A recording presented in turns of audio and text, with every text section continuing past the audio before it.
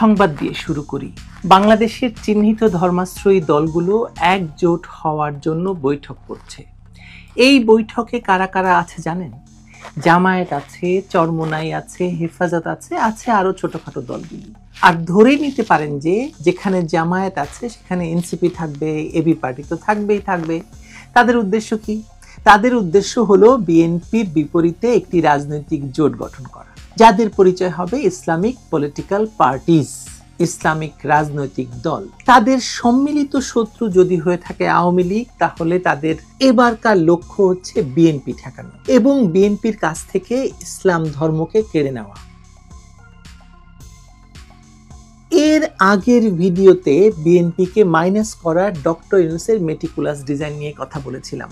এই মেটিকুলাস ডিজাইনের বিপরীতে বিএনপি রাস্তায় নেমেছে, আপনারা দেখতে পাচ্ছেন। কিন্তু কেন যেন মনে হচ্ছে বিএনপি এই ডিজাইনের বলি হবেই হবে। যদি না কি সেটা পরবর্তী ভিডিওতে বলবো, কিন্তু আজকে বলতে চাই যে বিএনপির সামনে এখন দুটি স্পষ্ট এবং পরিষ্কার পথ অপেক্ষা করছে। বাংলাদেশের রাজনীতিতে এক অদ্ভুত পালাবদল ঘটছে, আপনি আমি সবাই সেই পালাবদলকে টের পাচ্ছি। দীর্ঘদিন ধরে যেটা ছিল আওয়ামী লীগ বনাম বিএনপির লড়াই, সেটা এখন আর আগের মতো নেই। আওয়ামী লীগ অনেকটাই অনুপস্থিত বা কোণঠাসা, আর বিএনপি একরকম ঝুলন্ত অবস্থায় আছে। ক্ষমতা কাঠামো বদলাচ্ছে, নতুন দল আসছে, পুরনো জোট ভাঙছে এবং সব মিলিয়ে মাঠে তৈরি হয়েছে এক ধরনের শূন্যতা। এই শূন্যতায় বিএনপি মনে করছে তারা নির্বাচন দিলেই ক্ষমতায় চলে যাবে, এবং সেটা হয়তো সম্ভব, কিন্তু নির্বাচন দেবে কিনা তা নিয়ে কিন্তু সন্দেহ রয়েছে। সবচেয়ে বড় কথা, আজকেও স্বরাষ্ট্র উপদেষ্টা বলেছেন এই সরকারকে 5 বছরের জন্য ক্ষমতায় রাখতে হবে। এই যে শূন্যতা, এই শূন্যতার সবচেয়ে বড় প্রশ্ন এখন বিএনপি আসলে কোন পথে হাঁটবে। কেন সেটি ব্যাখ্যা করি। বিএনপির রাজনীতি বরাবরই আপোষের। কখনো জামায়াতকে সঙ্গে নিয়ে ইসলামের রক্ষক সেজেছে বিএনপি, কখনো মুক্তিযুদ্ধের পক্ষে দাবি করেছে নিজেদেরকে স্বাধীনতার ঘোষকের দল, কখনো সেক্টর কমান্ডারের দল হিসেবে নিজেদের দলের সবচেয়ে বেশি মুক্তিযোদ্ধা এই দাবি করেছে। আবার এই যে ধরুন জুলাই সন্ত্রাস, যাকে গণ আন্দোলন বলছে সবাই, অনেকে বিএনপিও বলেছে, গলা ফাটিয়ে বলেছে যে এটা এই গণ আন্দোলনের তারাও অংশ, কিন্তু আবার তারা চুপ মেরে গেছে। এই বিএনপির পুরো রাজনীতিটা যা চলে তাই ভালো ধাঁচের একটা রাজনীতি, মানে যখন যেমন, জীবন যেখানে যেমন সেরকম। দল হিসাবে আদর্শের চেয়ে তাদের অবস্থানটাই সবসময় মুখ্য ছিল।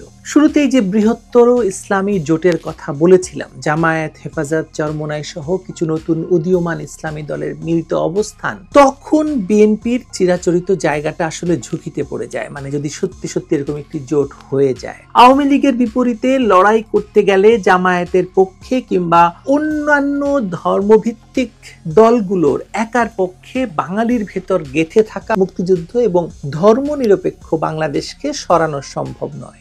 আমি কি বোঝাতে চেয়েছি বুঝতে পেরেছেন তো? আওয়ামী লীগ মুক্তিযুদ্ধ এবং বাঙালি জাতীয়তাবাদকে এমন ভাবে রাজনৈতিক ভাবে সে ওন করে, এই জায়গাটি ভাঙতে বাঙালির কাছ থেকে, বা এই যে ধরুন প্রায় 40% ভোট, সেই ভোট কেড়ে আনা জামায়াতের পক্ষে একা সম্ভব ছিল না, না চরমোনাইয়ের পক্ষে সম্ভব, না হেফাজতের পক্ষে সম্ভব। সেই কারণে তারা এতদিন যখন আওয়ামী লীগ ছিল, আওয়ামী লীগ ঠেকানোর জন্য তারা বিএনপির সঙ্গে জোট বলুন কিংবা বিএনপিকে দখল করা বলুন সবই করেছে। বিএনপিকে তারা সামনে রেখে নিজেদেরকে ধর্মপন্থীদের মূল ধারা বলে পরিচয় করিয়েছে। কিন্তু এখন এই ধর্মাশ্রয়ী শক্তিগুলো ভাবছে যে বিএনপিকে কি দরকার, আমরা নিজেরাই তো বিএনপির জায়গাটি নিতে পারি, মাঠে তো আর আওয়ামী লীগ নেই। যে কথা সেই কাজ, তারা ইতিমধ্যেই শুরু করে দিয়েছে বৃহত্তর ইসলামী জোট গঠনের, যেখানে বিএনপি তো নেই, এমনকি বিএনপির বিরুদ্ধে কালকের ভেদি ভাতেরে বলে অন্যের মতো চরমোনাই পীরও নোংরা সব অভিযোগ আনছে, প্রকাশ্যে সব বলছেও। তারেক রহমানের বিরুদ্ধে বিরাট স্লোগান দিচ্ছেন তিনি। এখন যখন বিএনপিকে এই করুণ দশায় ফেলে তার কাছ থেকে ধর্মভিত্তিক রাজনীতিকে কেড়ে নেওয়ার সব কৌশল তারা রপ্ত করে ফেলেছে বা ফেলছে, তখন বিএনপির সামনে দুটো পরিষ্কার পথ খোলা আছে বলে আমার মনে হয়। আমি একা নই, এরকম ভাবনা অনেকেই ভাবছেন এবং প্রকাশ্যে বলছেন। সেই দুটো রাস্তা কি?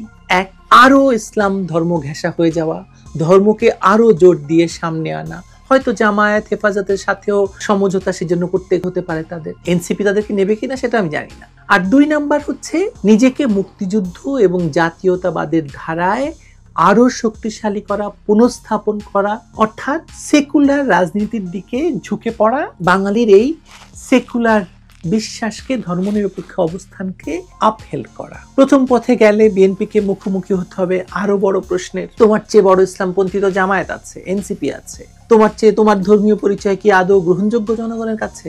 তুমি তো একবার মসজিদে উলুধ্বনির ভয় দেখিয়েছিলে, আবার একবার সেকুলার ভোট চাও। আসলে তুমি কার বা তুমি কি? আর দ্বিতীয় পথে গেলে বাধা আরেক জায়গায়। দলের ভেতর যারা এতদিন বা দীর্ঘদিন ধরে ধর্মীয় রাজনীতির সাথে জড়িত, তারা মানবে তো? বিএনপির অতীত তো জামায়াতের সঙ্গে, জামায়াতের ভেতরে বিএনপি লালিত পালিত হয়েছে বা জামায়াতকে লালন পালন করেছে। তখনকার অবস্থানকে বিএনপি কি দিয়ে ব্যাখ্যা করবে? বিশেষ করে যুদ্ধাপরাধের বিচারের সময় বেগম জিয়া শাহবাগীদেরকে নাস্তিক, শাহবাগী এবং তাদেরকে হত্যার জন্য বিএনপি পন্থী সংবাদপত্র প্রকাশ্যে ঘোষণা দিয়েছে। সেটি কি দিয়ে ঢাকবে বিএনপি? এই টানাপোড়েনের মাঝে বিএনপিতে চলছে একরকমের সংযমী আপোষের পথ বা ধারা। একদিক থেকে তারা ইসলামী ভোটারদের হারাতে চায় না, অন্যদিকে জামায়াতের সঙ্গেও প্রকাশ্যে এক হতে চায় না। আবার মুক্তিযুদ্ধের পক্ষ কথাটা মুখে বললেও তা নিয়ে গর্ব করার মতো ভঙ্গিতে বলছে না। এক ধরনের কূটনৈতিক চালের মধ্যে আছে, না ঠিক ধর্মীয়, না ঠিক সেকুলার, না ঘাড়কা না ঘাটকা। অথচ বিএনপির এই মুহূর্তে সেল করার মতো কোনো রাজনৈতিক ন্যারেটিভ নাই। তাদের প্রাসঙ্গিক হওয়ার একমাত্র উপাদান মুক্তিযুদ্ধ। বিএনপিকে বাঁচাতে পারে শুধুমাত্র ফজলুর রহমান ধরনের মুক্তিযোদ্ধারা। এই মুক্তিযোদ্ধা ইউনুস লন্ডনে যাওয়ার আগে বিএনপিকে আলোচনায় নিয়ে এসেছিল প্রায়, এবং পুরো মাঠ বিএনপির জন্য প্রস্তুত করে ফেলেছিল। সেই প্রস্তুতি এই ডরচেস্টার হোটেলের বৈঠকে পানি ফিরে দিয়েছে এবং সেই প্রস্তুতি এখন আর নেই। আপনি ভাবুন তো, গত 11 মাসে বিএনপির রাজনৈতিক অর্জনটা কি? শূন্য। এই ডরচেস্টার হোটেলের এই বৈঠক ছাড়া, আপোষের বৈঠক ছাড়া। এবং আপোষীর নেত্রী বেগম খালেদা জিয়া তার আপোষীন চরিত্র হারিয়েছেন এবার এসে, এতদিন পরে এসে। আওয়ামী লীগের সঙ্গে দীর্ঘ 16 বছর তিনি আপোষীন চরিত্র বজায় রেখেছিলেন, কিন্তু এখন তার আপোষীন চরিত্রটি আর নেই। সেটা বুঝেই কিনা জানি না বিএনপি শাহবাগ অভিমুখে মিছিলের ডাক দিয়েছে এবং মুখে হলেও মুক্তিযুদ্ধের কথা বলছে, কিন্তু অনেকেই বিএনপির এই অবস্থাকে অর্ধ সত্য অবস্থা বলে মনে করছে। প্রয়োজনে তারা যে কোনো মুহূর্তে এর থেকে সরে আসবে, সে কারণে একে অর্ধ সত্য বলা। এই অর্ধ সত্য রাজনীতি আপাতত টিকে থাকার এটি কোনো পরিষ্কার বার্তা আসলে কাউকে দেয় না। একজন সাধারণ ভোটার প্রশ্ন করতেই পারেন, বিএনপির মূল কথাটা আসলে কি? একটা সময় ছিল আওয়ামী লীগ ধর্মবিরোধী আর বিএনপি ইসলামপন্থীদের আশ্রয়স্থল। এই দুই মেরুতে দেশ চলত। এখন আওয়ামী লীগও নানা সময় ইসলামপন্থীদের তোষণ করেছে, ফলে ধর্ম নিয়ে রাজনীতির একচ্ছত্র অধিকার বিএনপির হাতছাড়া হয়ে গেছে। এই সুযোগে জামায়াত বা এনসিপি যদি নিজেদের ইসলামী জোট হিসেবে প্রতিষ্ঠা করতে পারে, তাহলে বিএনপির সেই ঘরও হাতছাড়া হবে, যে কথা আগে বললাম। এখন বিএনপি না ইসলামী না সেকুলার, একটা বিভ্রান্ত দল হয়ে পড়ার আশঙ্কা তৈরি হয়ে গেছে বা আছে। তবে এটা বলাই যায়, বাংলাদেশের রাজনীতি এখন এমন জায়গায় পৌঁছেছে যেখানে ধর্ম দিয়ে সব সমস্যার সমাধান পাওয়া যাবে না। ভোটাররা চাইছে গণতন্ত্র, উন্নয়ন, সুশাসন, সম্মানজনক স্বাধীনতা।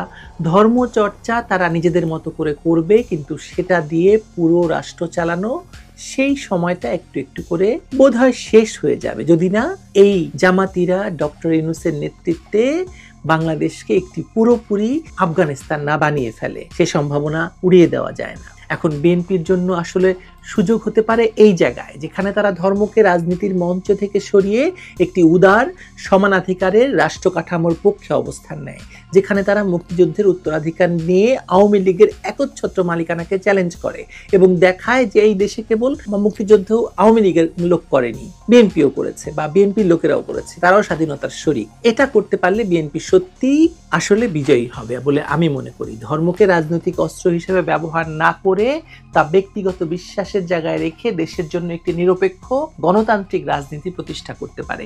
এই সুযোগ বিএনপি যদি হারায়, তাহলে সামনে খুব খারাপ সময় আমাদের জন্য, দেশের জন্য। এটাই তাদের সামনে সবচেয়ে বড় সাহসী, সবচেয়ে প্রয়োজনীয় পথ। তবে সেটা নিতে হলে বিএনপিকে কেবল অবস্থান নয়, মাথার ভেতরের রাজনীতিও বদলাতে হবে। সত্যি বলতে কি, প্রশ্নটা এখন আর বিএনপি ধর্মীয় না সেকুলার এই দ্বিধার মধ্যে নেই। প্রশ্নটা এখন বিএনপি কি আদৌ একটা আদর্শভিত্তিক রাজনৈতিক দল হয়ে উঠতে চায়, নাকি আগের মতোই আপোষ আর সুবিধাবাদিতার গন্ধমাখা দিক হারা একটা দল রয়ে যেতে চায়। সিদ্ধান্ত তাদের। যে কথা শুরুতে আমি বলেছিলাম যে সিদ্ধান্ত তারা নেবে, আমি শুধু ব্যাখ্যা করতে পারি। তবে সময় বেশিক্ষণ নেই। যে অবস্থা দাঁড়িয়েছে, বিএনপির টিকে থাকা মুশকিল করে দেবে এই ধর্মাশ্রয়ী ভয়ঙ্কর ধর্মভিত্তিক বাংলাদেশ বিরোধী রাজনৈতিক শক্তি, যারা এখন ক্ষমতার পুরোটা দখল করে আছে। বাংলাদেশে এখন যে পরিবর্তন চলছে তাতে স্পষ্ট বার্তা না দিলে কেউ টিকে থাকবে না। সুতরাং বিএনপি কি হবে বা যা হতে চায় সেটা হতে হলে তার এখনই সময়।